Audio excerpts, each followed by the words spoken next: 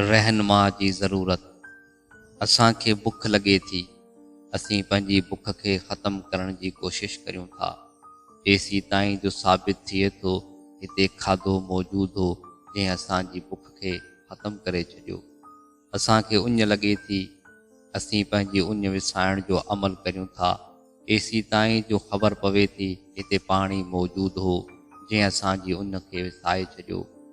अहिड़ो ई मामिलो सचाई जो आहे। माण्हू हमेशह सचाई जी तलाश में आहे। इहा तलाश इन ॻाल्हि खे साबित थी करे त हिते का सचाई आहे जंहिंखे माण्हू ॼाणणु थो चाहे। सचाई खाइण ऐं पीअण खां वधीक वॾी आहे। पोइ जॾहिं असांजी नंढड़ी तलब जो जवाबु हिन दुनिया में मौजूदु आहे त असांजी वॾी तलब जो जवाबु हिते छो न मौजूदु हूंदो। सचाईअ जो सुवालु पंहिंजी हक़ीक़त खे ॼाणण जो सुवालु आहे। माण्हू अचानक हिकु ॾींहुं पैदा थो थिए, हालांकि हुन पंहिंजे पाण खे पैदा कोन्हे कयो। हू पंहिंजे पाण खे हिकु दुनिया में ॾिसे थो जेका हिन खां अलॻि ख़ुदि पंहिंजो पाण क़ाइमु आहे। हू 50 साल या 100 साल दुनिया में रही मरी थो वञे। हुनखे कान्हे ख़बर हू मरी केॾांहुं थो वञे।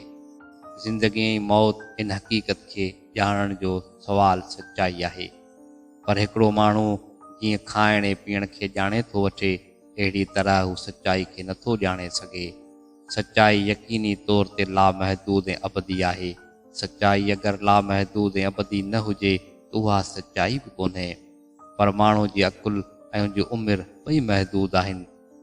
महदूद अकुल लामहदूद सचाई ताईं नथी पुॼी सघे। महदूद उमिरि जो माण्हू अबदी सचाई खे दरियाफ़्त नथो करे सघे। माण्हू जी इहा ई नारसाई इहो साबित करे थी त सचाईअ खे ॼाणण लाइ हुनखे पैगम्बर जी ज़रूरत आहे। पैगम्बरी छा आहे? पैगम्बरी जो मतिलबु इहो आहे त उहा सचाई जिथे माण्हू पंहिंजे पाण खे न पुॼाए सघियो, उहा ख़ुदि माण्हू ताईं पुॼी वञे। जंहिं सचाईअ खे असां पंहिंजी कोशिशनि सां न ॼाणे सघियासीं, उहा ख़ुदि ज़ाहिर थी पंहिंजे बारे में असांखे ॿुधाए छॾे। हक़ीक़त खां माण्हुनि खे पेशगी तौर ते बाख़बर करण लाइ ख़ुदा पैगम्बर जो ज़रियो खोलियो। मौजूदा इम्तिहान जी मुद्दत ख़त्म थियण खां पोइ उनखे बराए रास्त माण्हूअ जे मथां खोलियो वेंदो।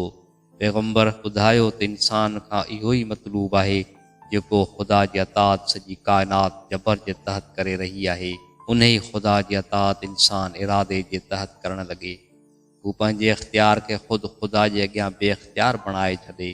ख़ुदा जी ॾिनल आज़ादीअ जे बावजूदु माण्हूअ ख़ुदा जो महकूम बणिजी वञे, इन लाइ जन्नत आहे।